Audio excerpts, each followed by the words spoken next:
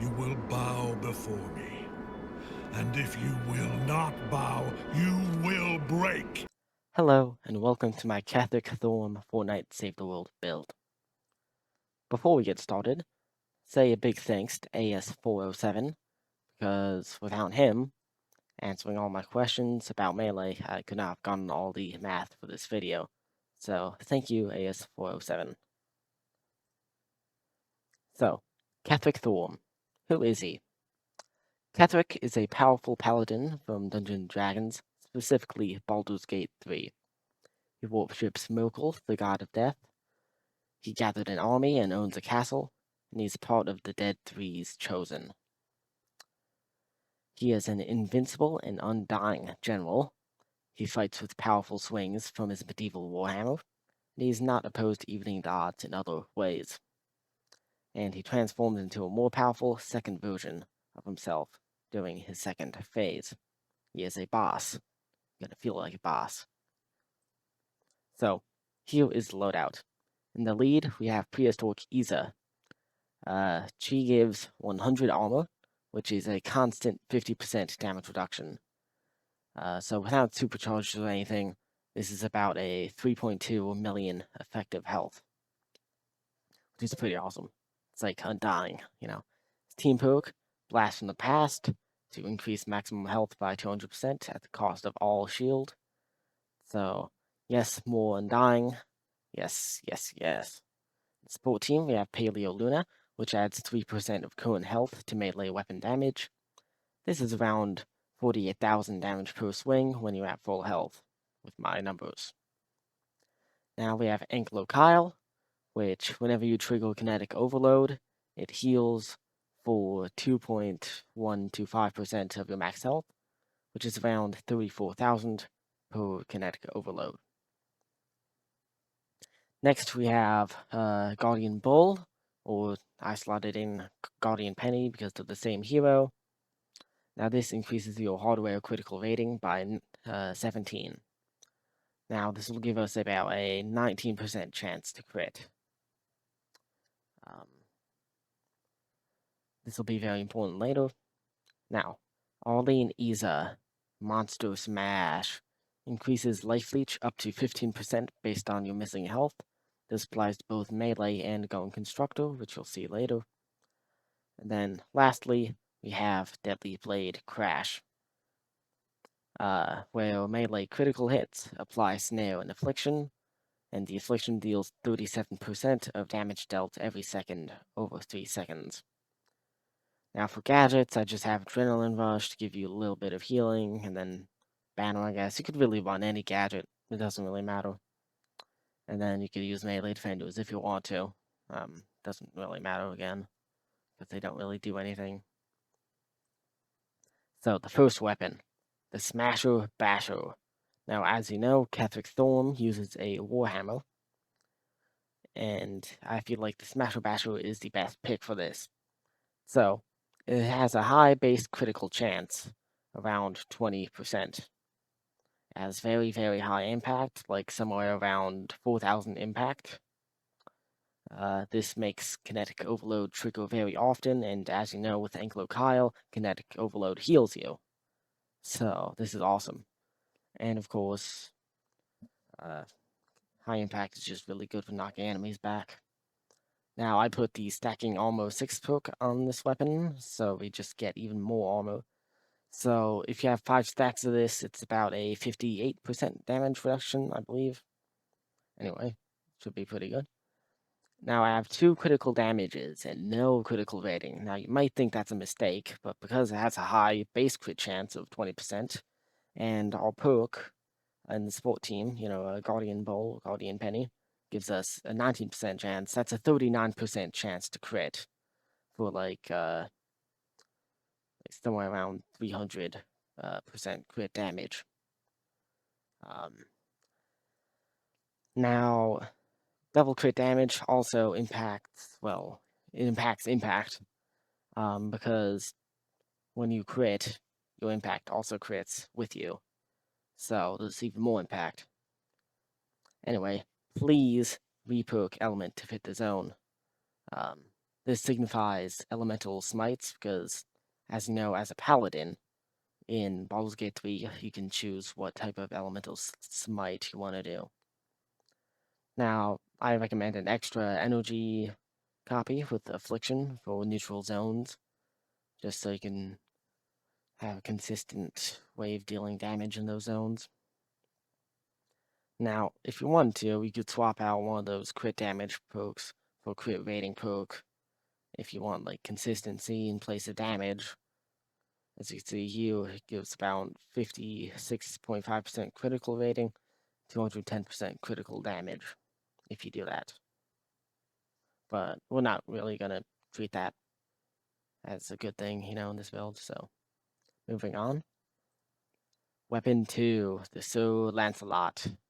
Now, this represents the Spear of Night from Baldur's Gate 3. So you may have remembered that Ketheric Thorm used to be a Dark Justiciar, and the Spear of Night is the spear that enables you to kill the Night Song. It has a special spearing ability. So Sir Lancelot also has a unique ability called Joust, which is its heavy attack, charges forward and pierces through enemies. So yeah, it's a powerful piercing heavy attack. Deals like 3.91 percent. Well, it's around 4 times stronger than a normal attack. Now, the Sir Lancelot has a high base crit chance. I think it's 25%. So we're just running a classic crit build. And there's really no need to worry about attack speed because we're only going to use this for the heavy attack. As you can see here, the perks, 2 crit damages, 1 damage, and 1 crit rating.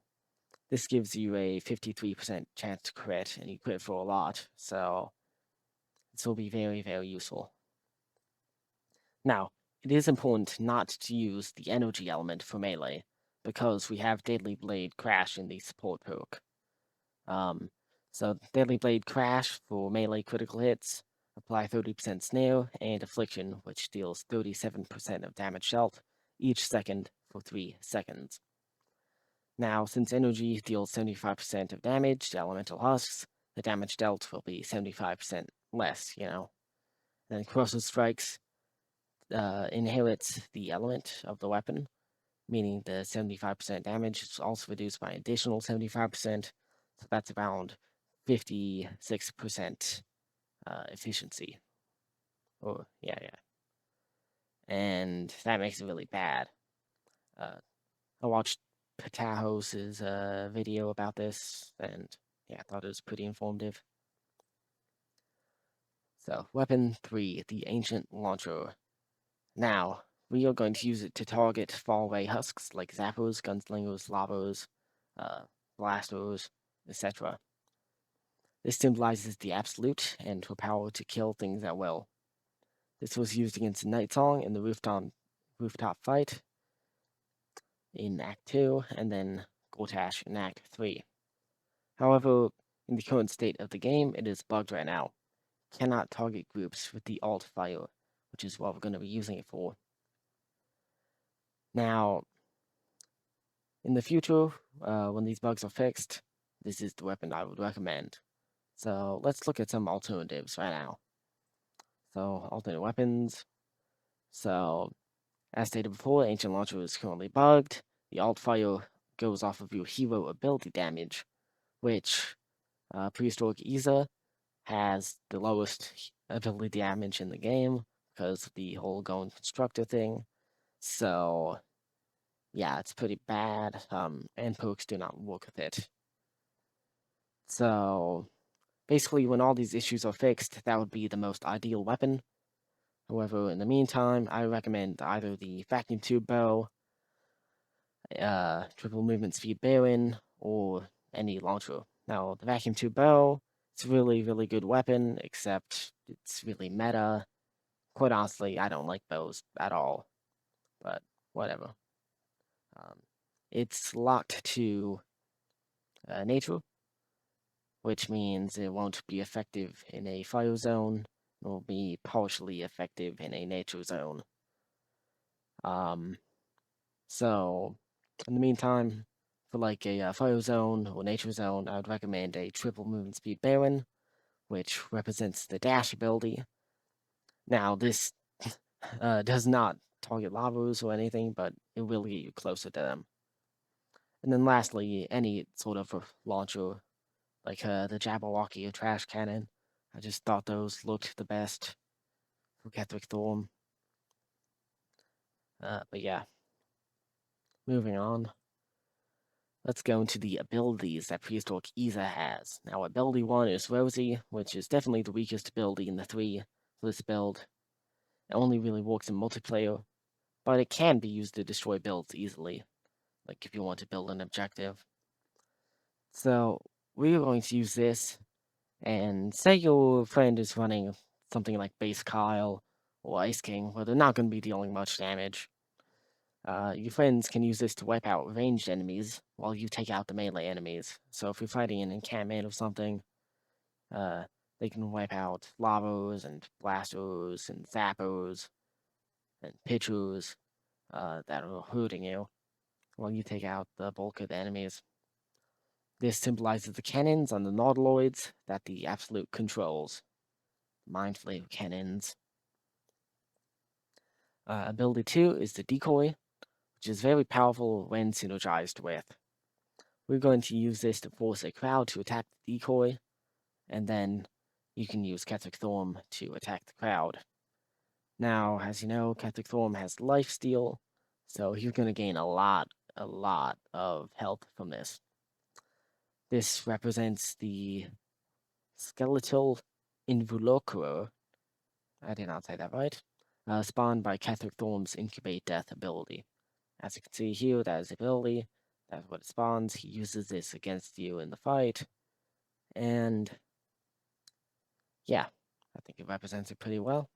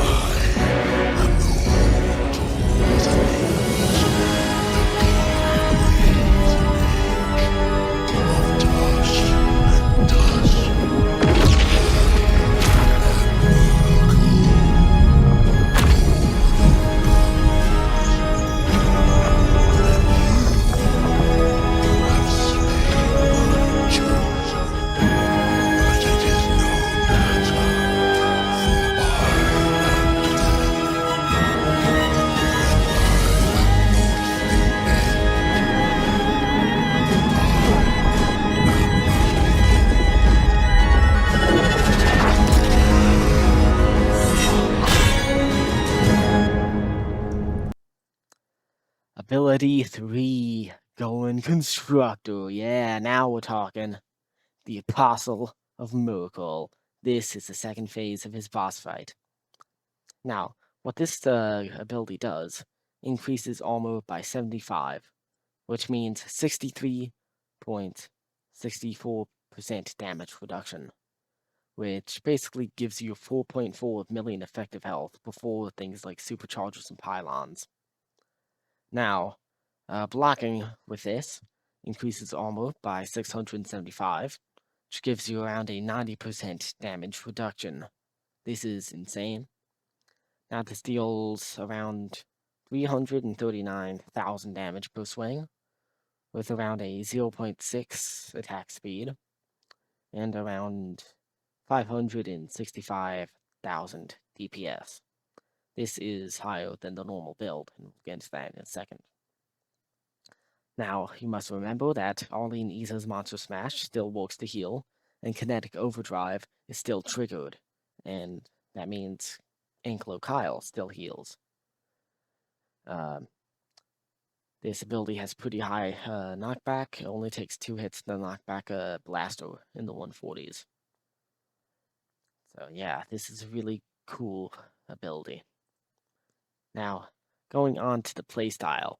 The primary weapon, the Smash Basher, uses for most enemies. It's the general use. Secondary weapon. Yes, the Sir Lancelot, you must use the heavy attack exclusively to eliminate Riot Husks, because I don't really see a reason using it outside of the heavy attack for this build. But the Riot Huskies are basically melee's counter, and so you want to be able to counter the Riot Huskies back. Now, the tertiary weapon, third weapon, whichever that may be, like the Ancient Launcher when it's fixed, Vacuum Tube Bow, or even the Movement Speed Baron, use this to eliminate ranged enemies, which shoot at you from far away. Because ranged enemies and like slowing pools, slowing attacks, that's really how you can die with this loadout. So yeah, make sure to kill those. Now, for the playstyle, target crowds of enemies. The more enemies you kill, the more health you will gain. Pretty simple. You need to be effective. One thing I would recommend is building a trap tunnel without traps, so you can basically take the place of the traps and kill all the husks. Now, use the Gun Constructor ability when you need to wipe out a large group of enemies or when you are at low hit points, because it adds a bunch of armor, gives you a bunch of damage. It's really good. If there's still a large group of enemies after you're done, use the decoy, or if Gun Constructor is on cooldown. Play with friends and get your friends to use Rosie to take down ranged targets. Now, this last one, tame a wolf and mark blasters to attack them. So, as you know, Ketheric Thorm has a dog named Squire. So a wolf kind of represents that. And then, of course, you can mark blasters, and that will get your wildlife companion to attack the blaster. Well, you can mark any weapon, or any enemy, I mean, and you can get your wildlife to attack them. It's just a helpful thing. Now, please consider getting the health pylon. This will basically multiply your health by 1.25 and give you 25% extra health. This gives Luna even more damage and gives you even more survivability, so you'll be able to survive longer and hit harder. It's really, really good investment. Just 2 blue though. Okay, let's go into the DPS, the math, whether this build is actually good or not. Now, my power level is 133, my health is around 1.6 thousand with this build. Smasher Basher stats. Normal damage on the Smasher Basher, it's like 57,000. 906. Attack speed at 0.75. Crit damage 345%. Crit chance 39%. The normal impact is around 4,000, so the critical impact will be 13,652. Luna damage, you can really just multiply your current health by 0.303 and get it, so around 48,000. But of course, Health Pylon will boost that by an extra 25%. Kinetic Overload, I tested it. It deals around 20,000 energy damage, which is pretty good. Corrosive Strikes, 37% of crit damage over 3 seconds. Normal Armor is 100, which gives you 50% damage reduction. Normal Armor Plus, Stacking Armor as a 6 perk on your Smasher Basher. 140 Armor, which is 58% damage reduction. This gives you nearly 4 million health. Going Constructor Armor, 175, 63.64% damage reduction, over 4 million effective health, and Going Constructor's blocking armor is insane. It's like 15 million effective health, it's insane. Now, for the math, a non-crit plus kinetic overload gives you around 126,000. 126,000. A critical hit plus kinetic overload, 268,000. Critical damage times critical rating. Well, no. Critical damage Now, this is a corrosive strikes, so that'll give you basically 30,000 DPS. Chance to crit at least once in 3 seconds. You can read all this. I don't really want to say all this, but whatever. So basically, the average DPS for corrosive strikes is 26,000. Now, average damage per swing is about 161,000. So the direct DPS is around 215,000. So yeah. Kinetic overload DPS, if it's triggered every swing, is around 26,000. So the total estimated DPS is around 200,000 plus 68,000. So 268,000. Now, if we're going Constructor, it's around 532,000 DPS. As stated before, going Constructor plus Kinetic Overload gives around 564,000 total DPS. So I think that's really cool. Moving on. Build breakpoints. The 140s. Now, keep in mind that this build is mainly for the 140 zones. It is not as effective in the 160s without supercharging things. And quite honestly, I don't think it's fair to require a viewer to supercharge things to make it viable. So I'm just letting you know. So make things effective in the 160s. Supercharge the commander and support team. Supercharge your weapons and get the health pylon. Health pylon really helps. Remember, upgrading health boosts Luna damage, and upgrading Smash Basher boosts both its damage and its impact.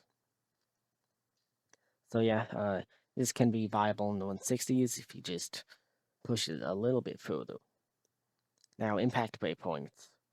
The non-critical hit gives around an impact of 4,000. Crit impact is around 13,600. And so double that is that, yeah. So here are all the enemies and their healths. So Huskling dies, Pichu dies, Husk dies. Zappo survives one hit, but dies in crit. Dies to crit. Dies to crit. Plus kinetic overload. You can read all this, but basically, this build allows you to kill a lot of lower health and lower level enemies without even needing to crit. So that's really nice.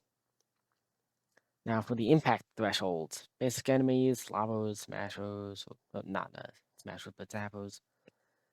It's basically, yeah, basic enemies break the threshold instantly, and so they're instantly knocked back. And because they're knocked back, kinetic overload triggers and they die.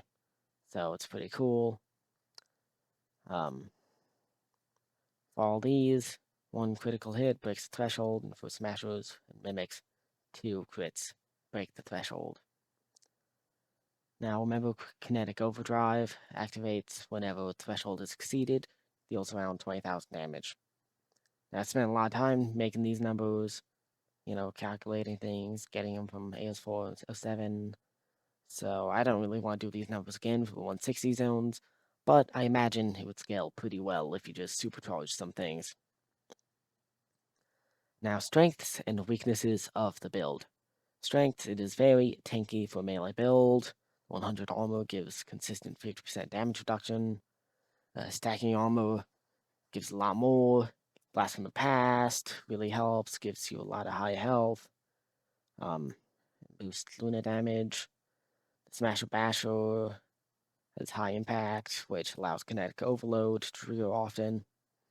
The crit impact lets the weapon break important impact thresholds. Correct element Smasher Bashers greatly improve damage consistency. Corrosive Strikes adds strong damage after melee crits.